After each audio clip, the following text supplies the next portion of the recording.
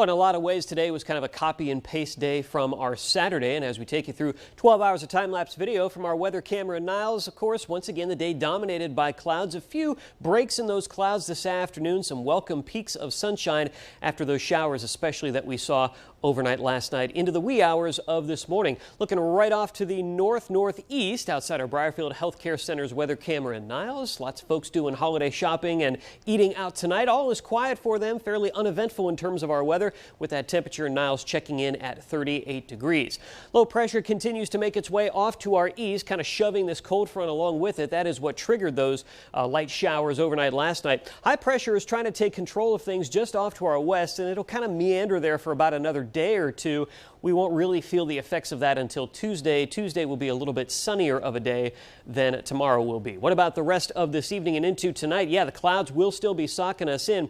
As we get into the late evening and overnight hours, we may see a few stray flurries, mainly in our northern counties, northern Trumbull, northern Mercer, the usual suspects in the snow belt. Nothing more than conversational flurry and snowflake activity, nothing accumulating there. Temperatures ending up around 31 or so by first thing tomorrow morning. And as we carry throughout the rest of your Monday, once again, clouds will continue to be the story. Much like today, a few breaks in those clouds, especially as we get toward tomorrow evening. So you may see a little bit of a sunset tomorrow evening, but the clouds will really start to break up in earnest late tomorrow night as that high pressure gets a little bit closer to us. 37 temperatures, not going to move a whole lot, fairly close to where they were today. With, again, a few peaks of sun among those mostly cloudy skies on our Monday. Tuesday, like I said, will be a little bit sunnier of a day. Clouds back on the increase throughout the day on Tuesday. The models have continued to slow this system down, now looking for those initial round of showers to begin very early on Thursday morning. But once they do,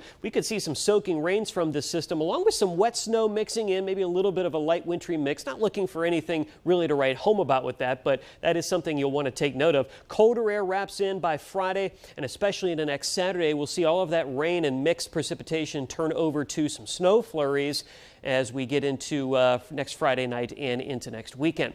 We talked about a colder regime setting up over top of us, but as we go through at least the next week to week and a half or so, you notice no real harsh cold in the cards for us. And a lot of folks asking about a white Christmas. Well, we just don't know yet. The precipitation signal's kind of neutral as we get into that last week before Christmas, so we don't know if that cold air will be able to tap into enough moisture and colder air to be able to create some snow for us. So those historical odds for a white Christmas, usually around 45%. That's about where we have them right now. So very quickly over the next 7 days, active stretch as we go throughout the middle portion of this week. That colder air once again settles in by the end of next weekend. Highs only around freezing next Sunday. We'll be right back.